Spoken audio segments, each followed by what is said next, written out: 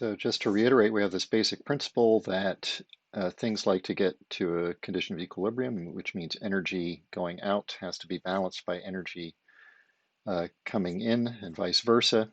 And the energy coming into the planet Earth is from the sun. And the only way for energy to leave the Earth is by radiation.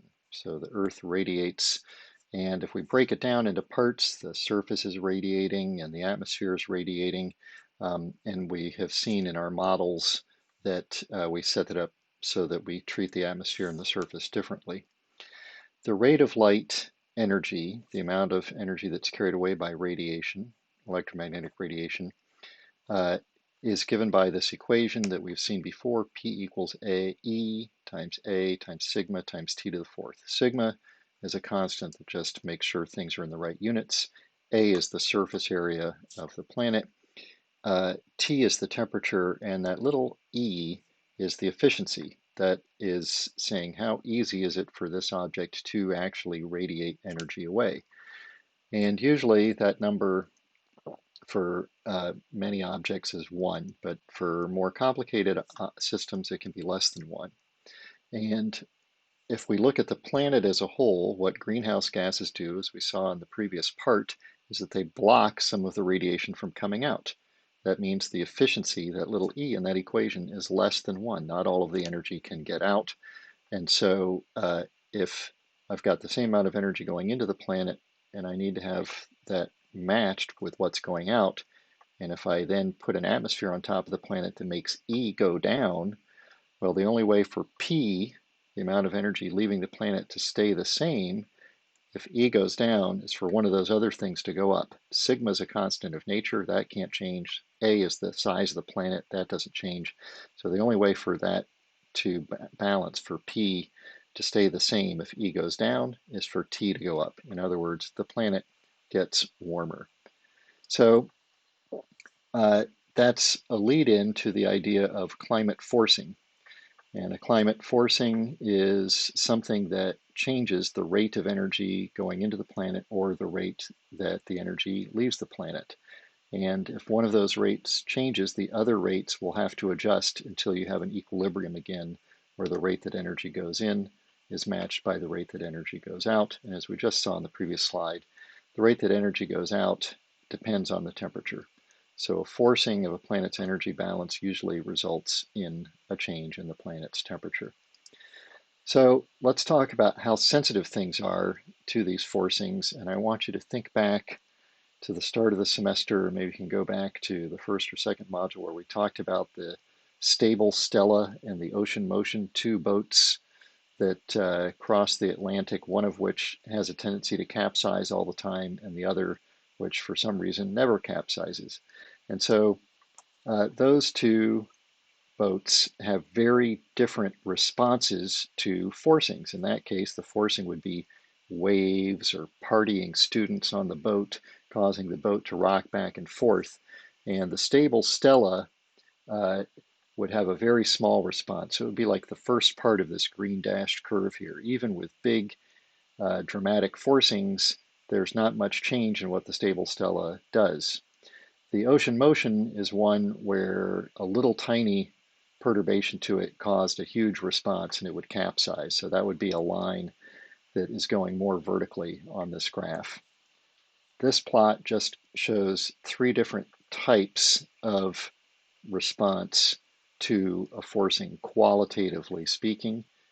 Generically, in our example, it might be, for example, increasing the amount of carbon dioxide in the atmosphere is the forcing, and the response would be what happens to the temperature. Does it change a lot or not a lot? Uh, the blue line A shows a linear response. The other two responses are nonlinear. They're not straight lines. B is nonlinear in a way where the greater the forcing, the bigger the response, and the rate of change of that response gets worse and worse and worse. So you can see that the red curve is giving a smaller response than the blue curve up until a certain point, and then beyond that point, it's worse and worse.